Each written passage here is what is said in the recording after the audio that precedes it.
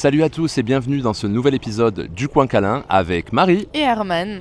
On se retrouve hors du Coin Câlin, Marie. C'est ça, on sort un petit peu du lit, on voulait changer un petit peu, sortir des lights un petit peu dark, rouge, tout ça, et là on se retrouve en pleine nature. Voilà. Un épisode un petit peu plus personnel. C'est ça, exactement, on va parler de notre relation, comment ça a commencé entre nous. Voilà, s'il y en a des curieux qui sont intéressés de savoir comment on en est venu ici. Et plus précisément de la rencontre à la rupture. Exactement. Parce que du coup, notre parcours n'a pas été un long fleuve tranquille. Voilà. Loin de là. Loin de là. Du coup, on va vous raconter ça un peu plus en détail juste là. Je serais curieux d'avoir un petit peu ta vision à toi par rapport à ça. Voir un petit peu si on a les mêmes versions, si on a vécu la même chose en même temps. Ouais, je suis sûre qu'il y aura des points où on n'est pas d'accord. Divergent un petit peu. Donc... c'est vrai que quand on parle de la rupture, on n'en a pas parlé encore sur la chaîne et c'est aussi pour ça que ça nous a motivés à faire cette chaîne. Aussi, parce qu'il faut le savoir, on a eu un break quand même de 6 mois. Voilà, par rapport à la fois on s'était mis en couple initialement, gros break de 6 mois et on va tout vous expliquer dans les détails. Voilà. Avant de lancer cette vidéo, pour toutes celles et ceux qui ne sont pas encore abonnés, n'hésitez pas, mettez votre petit pouce, mettez des doigts de partout, on adore ça sur la chaîne. Des commentaires. C'est tout nouveau sur YouTube, mais vous pouvez booster les vidéos. Voilà, vous avez 3 petits points, c'est gratuit, que vous ayez YouTube Premium ou pas, vous pouvez booster la vidéo si ça vous plaît. Ça nous permet à nous, petits créateurs, d'avoir le contenu qui est mis en avant. Et c'est super sympa parce que voilà, on le voit que nos vidéos font de plus en plus de vues grâce au boost. Donc voilà, c'est gratuit, n'hésitez pas à cliquer dessus. C'est ça, et puis mettez plein de commentaires, comme d'habitude on répond à tout le monde, que ce soit en privé ou même sous la vidéo. Et puis c'est parti, let's go. Alors Marie, voilà, pour situer un petit peu cette vidéo de notre rencontre jusqu'à notre rupture, voilà un petit peu plus précisément, déjà, est-ce que tu peux expliquer les circonstances de notre rencontre, quel âge tu avais, etc. Et avant ça, peut-être qu'on peut leur montrer les décors le temps qu'on trinque ? Allez, c'est parti. Santé. Santé. Santé à vous les abonnés.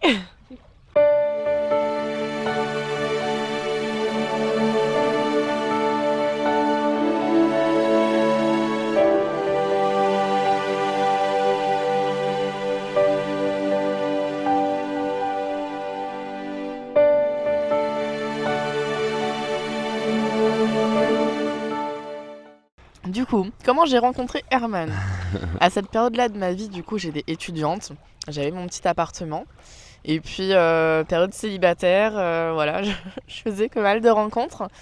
Et puis, je pense que, voilà, comme toute femme célibataire, je suis allée sur les applications de rencontres. La plus connue, voilà, le petit Tinder qui est passé par ici. Et puis, j'ai croisé le profil de Herman. Très beau, avec que des photos prises mannequin. Je me suis dit, ah ouais, le monsieur, il envoie quand même du lourd. Donc, forcément, on a matché. On a commencé à parler un petit peu sur Tinder en message de l'application. Et en fait, c'est vite tourné en rond parce qu'on avait quand même un sacré gap au niveau de l'âge. Moi, j'avais 19 ans. Toi, t'en avais 30 à cette époque-là. Oui, exactement. Ça n'a pas changé, on avait 11 ans d'écart, sauf qu'aujourd'hui... Ça a pas changé. Aujourd'hui, voilà, moi, je vais approcher les 34, Marie 23. Donc, effectivement, le gap reste le même, mais c'est quand même différent, on va dire 23-34 de 19-30. C'est ça. Et puis, finalement, la discussion a s'est vite écourtée. C'est parti un petit peu dans les oubliettes. Et peut-être 1 ou 2 semaines après, je crois que c'est ça. Ouais, à peu près ça, ouais. On s'est retrouvés sur une autre application qui s'appelle Pure. Pure, voilà, comme en anglais. P-U-R-E, ouais, Pure. Exactement. Et en fait, c'est une application qui est vraiment dirigée sur les kinks. Donc, vous avez vraiment le profil de l'application où vous mettez vraiment vos fétichismes un peu particuliers. Dans votre bio, vous pouvez vraiment mettre du trash. Voilà. Axé BDSM. Oui, aussi. Pas que BDSM, mais c'est axé là-dessus. Donc je surfais sur cette application et là tout à coup je tombe sur un profil Marie à nouveau. Et là je me dis c'est pas possible parce que moi en fait si d'un côté on n'avait pas donné suite, c'était aussi parce que j'avais 19 ans, 30 ans, je trouvais ça très jeune. Il pensait que j'étais un petit bébé.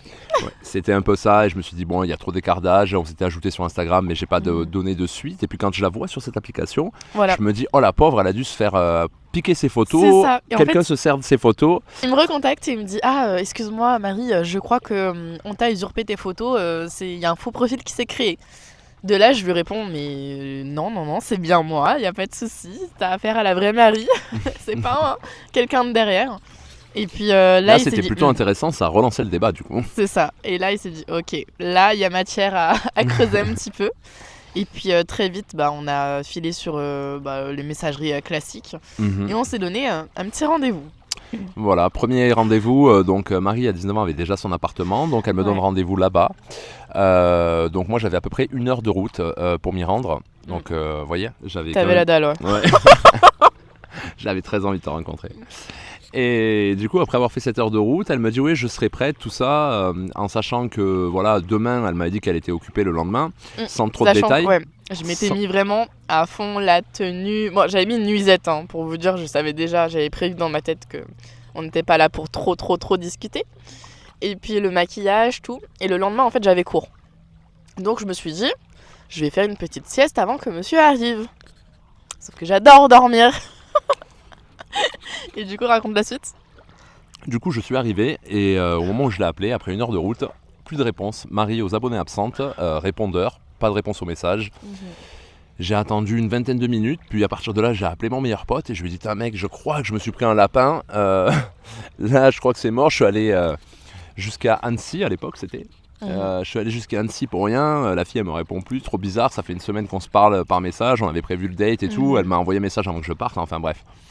Il me dit, bah écoute, attends 10 minutes de plus, ça fera 30 minutes, et sinon, bah barre-toi, hein, c'est C'est qu'elle voilà, elle veut pas te rencontrer. Et moi, j'étais tranquillement en train de roupiller dans ma chambre parce que je me suis dit, bon, il avait l'air énervé le monsieur, on va prendre un petit peu de force. Et en fait, tout simplement, le réveil n'a pas sonné. Donc je me suis réveillée comme ça et je regarde mon téléphone et là, d'un seul coup, je commence à l'appeler, je commence à lui envoyer des messages, à m'excuser. Et en fait, il était tranquillement en train de patienter sur le parking. En fait, je m'étais laissé 2 minutes de plus et je partais. Donc on allait arriver à 30 minutes d'attente et je m'étais dit, bah ça sert à rien d'attendre plus longtemps, et puis voilà quoi. Donc ça s'est joué à 2 minutes déjà À 2 la minutes rencontre. près. C'est ça. Et vu ton ego, je pense que si les 2 minutes étaient passées, tu m'aurais jamais recontacté. C'est possible. C'est sûr. C'est possible que je sois pas revenu. Voilà. Je te connaissais pas, hein. Mais on aurait raté quelque chose. Oui, beaucoup de choses. Une première nuit, on va pas faire de dessin, hein. Bon, non, moi je me rappelle très bien de comment ça s'est passé. Hein, donc, non, il a pas été dans la finesse, hein, ça c'est sûr. C'est-à-dire En fait, on a fait un gros apéritif où on a vraiment pris le temps de discuter. Mhm. Et ça s'éternisait un petit peu. Et d'un seul coup, on s'est dit, ouais, on va regarder un petit Netflix. Et d'un seul coup, le film, ça faisait même pas 2 minutes qu'il était lancé. On était vraiment, vous voyez la bande-annonce, là, le générique, on était à ce moment-là. Ils sont trop longs les génériques Netflix. Voilà. Et d'un seul coup, il se retourne, il m'étrangle et il me dit, t'ouvres beaucoup trop de ta bouche. Voilà. Et du coup, ça a Voilà. dérapé. Et sur ça a une dérapé nuit, très fort. Intense, on va dire. Ouais, jusqu'au petit matin, on a vu le soleil se lever. Et Mhm. quand on passe une nuit comme ça, je me suis dit, ok. Première fois de ma vie que ça m'arrivait d'avoir autant d'intensité à la première rencontre. C'était très très fort. On a eu une ouais. connexion, une alchimie dès les premières minutes, et que c'est poursuivi toute la nuit. Donc forcément, c'était très intense. Du coup, à l'issue, on est repartis chacun sur nos vies respectives, comme après une nuit de coquinerie. Et j'ai proposé quand même, avant de partir de ce premier rendez-vous oui. à Marie, si elle était d'accord de m'accompagner le week-end prochain, en week-end à Budapest. À Budapest. Donc autant vous dire, c'est la première fois que vous rencontrez un homme. On fait des bêtises toute la nuit. Et il te dit, oui, tu fais quoi le week-end prochain? Je t'emmène à l'autre bout de l'Europe. Moi j'ai 19 ans, il en a 30. Oui, 30. Mhm. Donc là, je me suis dit, oula, c'est un remake de Taken, ils me vendent mes organes. Mais première chose, hein, j'ai appelé toutes mes copines le lendemain. J'ai dit, ouais, les filles, je crois qu'ils veulent vendre mes organes. Ça va pas du tout. Qu'est-ce que je fais? Et elles m'ont toutes dit, n'y va pas, c'est un piège, fais attention. Voilà, bref. Gros coup de cœur sur mes copines. Et puis finalement, je t'ai recontacté. Je fais, alors oui, je veux bien partir, mais si on peut prendre quelque chose d'un petit peu plus proche, Mhm. ça serait mieux. Puis même moi, vu que je suis en études à ce moment-là, j'avais pas forcément beaucoup le temps de profiter. Du coup, elle a quand même accepté. Le week-end d'après, j'ai organisé un petit week-end à Milan. Donc ça n'a pas changé, les week-ends surprises. Non, les week-ends surprises, ça va pas changer. Même 4 ans après, on en fait toujours. Donc tu vois, j'allais pas vendre tes organes. Donc on est parti à Milan. On va vous montrer, on va vous mettre des petites photos voilà, avec une très jolie suite face au duo homo, tout ça. Donc, Ouais, puis moi, c'était la première fois qu'on me faisait ça. Moi, j'étais toujours sortie à peu près avec des hommes de mon âge. Donc autant vous dire que les suites dans un autre pays, c'était pas c'était pas d'actualité. j'aime le tu vois. confort. Voilà, et puis là oui, c'était vraiment le jacuzzi dans la suite, les murs insonorisés, enfin Oui, oui, t'avais pris quelque On chose pourra de pas mettre de toutes les qualité. photos, mais on va vous mettre quelques photos.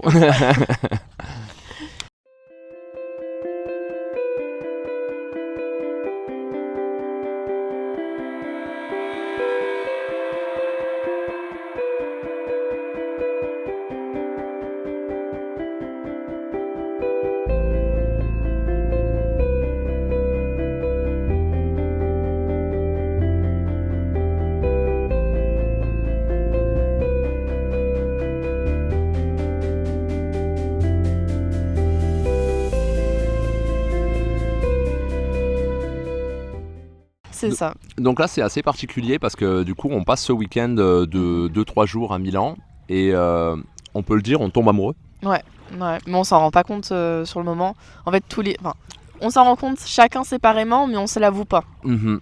On se C'est-à-dire qu'on l'avoue avait pas, ouais. trop d'ego pour peut-être l'assumer en fait dès le départ et peut-être faire peur à l'autre aussi. Hop. Ah, t'es pas prête, Azan? Non. Tu veux pas lui en donner? Il est trop mignon depuis tout à l'heure, je veux lui Attends. en donner, toi tu veux pas. Tiens. Chou. Voilà. Et attends, il est parti quand même. Le morceau il est plus gros que Il est lui. plus gros que lui, ouais. Et désolé. Et du coup, voilà, on va à Milan et une fois qu'on se rend compte qu'on tombe amoureux, il faut savoir que moi je sors d'une relation longue de 5 ans Et moi de 2 ans à cette période-là aussi. et j'ai pas l'intention de me poser en couple, toi non plus. Non, moi j'étais dans ma best life. Je me suis dit c'est bon, je profite, j'ai mon appart, la liberté. Et pour se montrer au retour de Milan qu'on n'était pas amoureux, clairement, moi je lui dis la chose la plus bête parce qu'au Dans la fond de moi, voiture. je sais que je suis amoureux, mais je lui dis écoute, on était dimanche soir, mardi je vais revoir un plan cul. C'est ça. Et il m'annonce ça en fait au retour de Milan, au moment où on est dans la voiture. Et je Pour le faire le mec regarde. détaché alors que c'est pas vrai. Je le regarde et je fais gros coup de mytho. Et je fais ah mais trop bien, mais moi aussi j'ai quelqu'un qui vient en fait mardi soir chez moi. Et je vois qu'il est assez surpris dans le regard et je me dis yes, ça a fonctionné. Alors qu'en vrai j'avais prévu absolument personne. Hein. Là j'étais dégoûtée qu'il m'annonce ça et c'est l'ego qui a parlé. Je me suis dit comment ça et du coup voilà. De l'ego très mal placé et peut-être une façon aussi de se protéger et de se dire voilà, moi elle est jeune, j'ai pas envie de me remettre en couple, je m'étais dit que j'allais profiter pendant 1 année, 2 années et voilà que je retombe amoureux ou en tout cas je lis des sentiments pour une personne, mais là je tombe amoureux, je le savais, mais c'était tellement brutal, tellement soudain. Et au final, une fois on discute un petit peu, voilà, les jours passent, on se rend compte qu'on se fait du mal en se faisant ça. On décide de se mettre officiellement en couple au bout d'une dizaine de jours, je dirais. Mais il y a encore quelque chose qui nous dérange, c'est que on a ce truc où on se dit bah on n'a pas envie de se jurer la fidélité au niveau des corps. C'est ça. De toute façon moi c'est pas un secret hein, sur la chaîne. Une des premières choses que Herman m'a dit quand on s'est mis en couple, c'est je ne me vois pas la même toute ma vie. Voilà. Donc à partir de ce moment-là, bah, moi je lui ai répondu bah écoute moi je suis jeune, j'ai pas envie de forcément voir. Je me vois pas coucher avec la même personne toute ma vie. Oui, je voulais pas dire les mots très vulgairement, voilà. Et puis dans ce cas-là, on s'est dit ok, mais qu'est-ce qu'on fait du coup? Comment on va organiser notre vie pour que ce désir-là en fait il soit comblé et qu'on n'ait pas de problème en fait de tromperie parce que chacun de notre côté on avait déjà été trompé et on voulait pas reproduire les mêmes schémas. Et surtout pas souffrir. Voilà. On avait aussi déjà trompé tous les deux, il faut le dire aussi, il faut pas envoyer que sur nos ex. C'est ça. Donc à ce moment-là, en fait, on ne connaît rien et c'est aussi ça qui a motivé la chaîne. Excusez-moi. C'est que on aurait aimé en fait à cette époque avoir du contenu un petit peu sur tout ça, sur les relations libres, sur le libertinage, un petit peu plus poussé ou en tout cas une vision honnête sans avoir en face un sexologue qui en parle ou des choses comme ça. Vraiment un couple comme nous, lambda. Et je pense qu'aujourd'hui c'est ce qui nous motive le plus à faire ça, c'est de voir tous vos messages de personnes qui se retrouvent, qui vont se retrouver dans les mêmes situations et essayer d'apporter un maximum de réponses, même si ça reste notre expérience, ça ne sera pas identique à la vôtre. Mais nous, à ce moment-là, on ne sait pas et on se dit qu'est-ce qu'on fait vu qu'on ne veut pas rester qu'ensemble sur l'aspect... En fait, il faut savoir qu'à cette période-là, il n'y avait vraiment aucun contenu. C'était soit du médical, soit c'était le flou. Soit du très cru, mais pas voilà, très vulgaire, ou de l'extrême, voilà. enfin de l'extrême pour nous à l'époque, mais du style oui on vit en trouble, des choses comme ça. Nous c'était pas ce qu'on recherchait du tout quoi. Exactement. Donc du coup on s'est quand même posé la question, on se dit en fait on commence par quoi? En fait on a nagé en eau libre pendant quelques temps, même si on a du coup commencé par finalement quelque chose. On a voulu acter la relation libre au début et mettre en place aussi dans le même temps un premier trio. Ouais. Alors je pense que la relation libre, du coup ça c'était au tout début. Ouais. Relation libre, ok, mais avec des règles. Mhm. En fait, on s'était posé des limites. Euh, Quand même quelques limites très importantes par rapport à notre vision du couple. Ouais. Et c'est vrai que en fait, ces limites-là n'ont pas été respectées. Voilà. Donc on peut le dire, hein, Mhm. je pense, par rapport Totalement. les limites, c'était laquelle que tu avais imposée? Alors il y en avait plusieurs, mais Ouais. en gros celle qui n'a pas été respectée, et d'ailleurs ça venait de moi, c'était qu'on avait le droit du coup en relation libre de coucher avec qui on entendait, si on allait en boîte de nuit, des choses comme ça. C'était des coups qu'on devait faire spontanés, Mhm. mais pas avec des ex. Et moi il s'est avéré que Ouais. je suis sorti en boîte de nuit un week-end, donc là ça faisait déjà 2 mois qu'on avait attaqué cette relation avec Marie. Et je croise en boîte de nuit une ex. Et en fait c'est Comme avéré... par hasard. Voilà, pour le coup c'était le hasard. Oui. Mais du coup c'est avéré que j'ai terminé la nuit chez elle. Et le lendemain je l'ai dit à Marie. Et là ça a mis Ouais. un gros... Sachant que moi, à cette période-là, on était éloignés en plus, parce que j'étais en période de stage. Oui. Pendant plus d'1 mois. Du coup, on était à des centaines de kilomètres loin de l'autre. Mm. Et le lendemain matin, déjà, en fait, je sens, j'ai pas de message. Le Mhm. lendemain, et il me répond vers 15h, quoi. Et là, je me dis, c'est sûr, il y a quelque chose qui s'est passé. Et moi, toute contente, en plus, vu que j'étais ouverte d'esprit, je fais alors, bah, t'as trouvé une fille quand même, bon, c'est cool, j'imagine que oui, mais t'aurais pu m'en parler et pas me faire poireauter quand même jusqu'à 15h. Mhm. Donc, vraiment, première réaction hyper enjouée, et puis voilà, moi, ça me posait pas de problème, vu qu'on a défini un cadre. Et en fait, je sens dans sa voix qu'il y a quelque chose qui va pas du tout. Et il m'annonce en fait qu'il a recroisé son ex. Et là, dans ma tête, ça a été la dégringolade, parce que je me suis dit, en fait, je me suis vraiment fait prendre pour une conne. Voilà, C'est il ça. n'y avait pas d'autre mot, hein, franchement. En fait, ouais, non, clairement, pour Mhm. moi, c'était sortir du cadre, mais comme on était en relation libre, je m'étais dit, bah écoute, que je couche avec une personne que je connais ou que je connais pas, au final, oui, c'est une règle, mais a-t-elle vraiment une importance? Je vous le dis, hein, c'était comme ça dans ma tête, c'était très open mind. De toute façon, je comprenais même pas l'intérêt d'un cadre quand on peut se permettre de faire tout ça. Et c'est pour ça qu'aujourd'hui, en fait, on insiste vraiment sur que ce soit les relations libertines, échangistes ou les relations libres, c'est que vraiment il y a un cadre et c'est chose que beaucoup de personnes n'arrivent pas à imaginer et se disent bah c'est la fête du slip, on peut faire ce qu'on veut. Non. Et en fait le cadre il est propre à chaque couple et les limites en fait elles doivent vraiment être établies de sorte à ce qu'elles correspondent déjà tous les deux aux valeurs des deux personnes et puis surtout il faut s'y tenir, c'est le plus important. Voilà. Donc moi j'en ai tiré les leçons aujourd'hui. Comme l'a dit Marie, donc une fois que je lui ai avoué tout ça, bon, ben, ça a créé une grosse dispute et ça en est tiré derrière une séparation de 6 En mois. fait, moi, je me suis dit, ok, bon, j'arrivais à me projeter avec toi. Mais en fait, si pour moi, un homme revenait sur les propres règles qui s'étaient fixées dans le couple, en fait, pour moi, ça allait pas être... C'est ok de son côté, mais c'est pas ok du mien. En fait, ça faisait trop un équilibre et moi, j'ai aussi un ego. Donc en fait, moi ça a été catégorique. Je lui ai dit écoute, t'es pas capable de respecter ce que t'as dit. Donc si t'es capable de faire ça sur du sexe, tu es capable de faire ça en fait sur tous les sujets. Voilà. Donc voilà, on s'est gardé un petit peu sur les réseaux sociaux. Et puis finalement, toi, c'était aussi un cumul de plein de choses par rapport à l'influence. Bah là, il y a déjà eu ton entourage. Voilà, exactement. Moi, en fait, mon entourage, une fois que je leur ai parlé un peu de tout ça, du type de relation qu'on entretenait, ils m'ont dit mais ça, elle est trop jeune, c'est pas une fille pour toi. Puis ce type de relation, ça peut pas marcher. Des relations, chacun va voir de son côté, ailleurs, tout ça. Enfin, ouais. J'ai été influencé. Et d'un autre côté, j'avais peut-être besoin de cette influence pour être conforté parce que voilà, je me disais non mais c'est vrai en fait tout ça, ça peut pas fonctionner les couples comme ça qui vont voir à gauche à droite. Là où de mon côté, justement, j'avais parlé à mes copines que j'avais rencontré un homme, mais en fait je rentrais pas dans les détails. Voilà, parce que je savais très bien que j'allais soit me faire juger, soit pas juger, mais qu'on allait me faire beaucoup la morale. Et je savais que moi, ma personnalité, elle collait quand même bien avec cette mentalité de libertinage ou de couple libre. Ou en tout cas, qu'il y avait quelque chose à creuser. Et c'est pour ça que moi, j'avais pas forcément développé à mon entourage de cette relation comme elle était. Le plus important, je pense, aujourd'hui, avec le recul, c'est vraiment faites les choix qui vous correspondent. Quand bien même, ça serait votre meilleure amie. Voilà, elle pourra toujours vous donner conseil, vous parler, échanger, ça fait du bien de s'ouvrir à une personne. Mais c'est aussi un risque d'être influencé et de se retrouver du coup à prendre une décision qui n'est pas totalement la vôtre. Moi, ça a été mon cas, même si je l'assume, la décision, c'est quand même moi qui l'ai prise, le mot final, mais d'arrêter cette relation. Et ce qui nous a valu 6 mois complets de séparation. C'est ça, moi j'ai eu un déclic où en fait on s'était gardé sur les réseaux, j'ai vu des stories où il était en train de vivre sa best life. Et je me suis dit, ouais, non, mais jusqu'au bout, en fait, j'ai été trop gentille. Et moi, en général, quand ça me fait souffrir, je coupe absolument tous les ponts. Donc là, c'est ce que j'ai fait. J'ai bloqué de tous les réseaux sociaux. Il n'y avait vraiment plus aucune possibilité de me recontacter. Et puis, j'ai fait ma petite vie, voilà, de mon chemin. J'ai fait des stages, j'ai travaillé, je suis restée en études. Et en fait, pendant ces 6 mois, j'arrivais pas à te sortir de ma tête.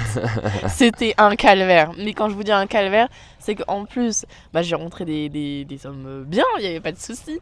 Dont un même qui a emménagé chez moi à cette époque-là. Et pour vous dire, je n'arrivais pas à me sortir. Il voulait t'envoyer chez une psy quand même. Hein. Oui, il voulait m'envoyer chez un psy parce qu'il trouvait que j'avais une libido trop forte pour lui et qu'il pensait que le faire 2-3 fois par jour, c'était abusé. Et que j'étais pas normale et que je devais aller consulter parce que visiblement j'avais vraiment un problème. Ça c'est un problème qu'on a rencontré, mais je dis un problème mais qui ne l'est plus, respectivement avec des partenaires différents. En fait, il faut savoir que ce soit Marie ou moi, on a une hypersexualité. Alors je ne caractériserai pas de la nymphomane ou moi du satirique comme on peut entendre chez l'homme. D'une part parce que même malgré le fait qu'on ait une libido qui soit énorme, ça n'empiète pas, on va dire, réellement sur notre vie. C'est-à-dire que ce soit sur notre vie professionnelle, sur nos projets. Enfin, je veux dire, on arrive à avancer. Pour moi, la nymphomane ou voilà, le satire, c'est vraiment une personne qui fout sa vie en l'air à cause du sexe en permanence, par des mauvaises décisions, par une hyperactivité. Nous, c'était plus en fait les mauvais partenaires, si je puis dire, parce que maintenant on sait que ça existe et que c'est possible de trouver une personne qui est calée dans sur le même créneau libido, quoi. Et c'est vrai qu'on peut comprendre que ça soit pas le cas pour certaines personnes, comme elle le dit Marie, voilà, à nos débuts, et même encore, on a une libido qui est très élevée, on le voit dans le libertinage. Ça, mais en fait, trouver cette même personne qui a les mêmes attentes que vous, le même rythme, en fait, c'est très compliqué. Et puis, oui, moi, c'était vraiment des reproches du style, oui, il faut que tu ailles consulter, c'est vraiment pas normal. C'est comme si j'avais une pathologie, quoi, finalement. Ouais, moi, c'était ça aussi, on me faisait toujours les mêmes remarques. Et puis, quand on s'est trouvés, et que là, il n'y avait plus de barrière, il n'y avait plus de ce petit truc de culpabilité qu'on avait, ça a été... Oui, non, ça a été quelque chose. Une libération en tout cas. Libération, ouais. Et c'est aussi là, du coup, quand on s'est remis ensemble, on s'est décidé à ne plus faire les mêmes erreurs. Et faut savoir que dans la première partie, avant la séparation, on avait commencé à fréquenter les clubs libertins. Donc ça, on parle de 1 mois après le début de notre rencontre. Alors on faisait pas d'échangisme ou quoi, on faisait beaucoup d'exhibs, ce qu'on a déjà dit sur la chaîne. Et une fois qu'on s'est remis ensemble, que tout a explosé au niveau du couple, on s'est dit ok, on laisse passer quelques temps, on va retoucher avec le libertinage, mais on va le faire beaucoup plus intelligemment. Exactement. Et puis à ce moment-là, le trio, on l'avait fait avant.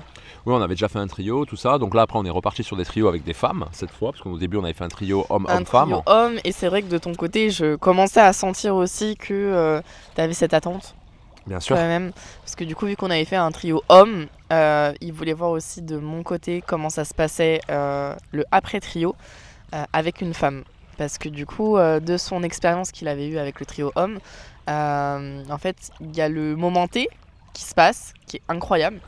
Et en fait, il y a le lendemain matin, quand vous repensez à la scène et que vous vous dites « Ok, il s'est passé ça, est-ce que je suis d'accord avec ça ?»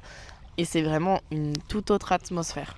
Et moi, je ne l'avais pas encore vécu. Tu l'avais pas vécu, moi, c'était très bien passé en soi. Le lendemain, j'ai pas eu de soucis, j'ai pas eu de regrets. La seule chose, et on en a parlé sur la vidéo des trios, c'est que à peine avoir terminé le premier trio, Marie me dit ça serait bien qu'on revoie le monsieur 2 jours après. Donc ça, c'était clair que là, oui, ça m'a mis un coup au moral de me dire attends, elle a déjà envie de le revoir. Voilà. Mais hormis ça s'était très bien passé. Maintenant, j'avais aussi besoin, quand on se remettait ensemble et qu'on se relançait là-dedans, de voir Marie, du coup, cette expérience, la voir avec une autre femme.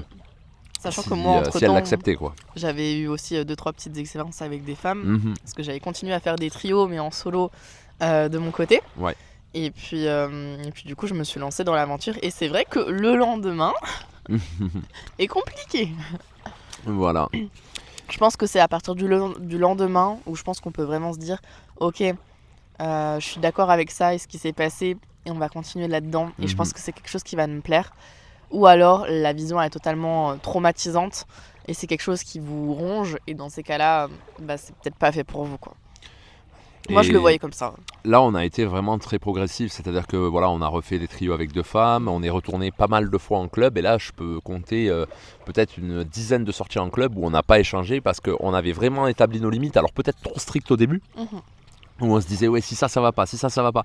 Ça fait penser un peu aux vidéos qu'on fait actuellement où on fait un peu on exagère les couples voilà en club libertin, ben, les couples qui avaient 1000 règles c'était nous. Voilà, il fallait que tout soit parfait si on voulait coquiner avec un couple et du coup on trouvait personne en fait. Quand on arrivait à trouver un homme seul, une femme seule par-ci par-là, mais un couple c'était impossible de matcher à 4. Exactement, il y avait toujours un truc qui allait pas, soit c'était le physique de l'un, soit c'était le physique de l'autre, soit c'était la mentalité, la mentalité, soit la mentalité souvent. Oui, aussi la mentalité, ouais. Mais c'est vrai que bah du coup on trouvait pas, il n'y avait pas de match. Avec le recul, personnellement, je regrette pas d'avoir fait ça dans cette deuxième partie de la relation parce que justement ça nous a permis d'avancer lentement à notre rythme. Plutôt que comme la première fois se jeter dans la gueule du loup en mode allez relation libre, chacun va faire ce qu'il veut là où il veut et en fait tout se casse la gueule parce qu'il n'y a pas de fondation, il n'y a rien. Ça.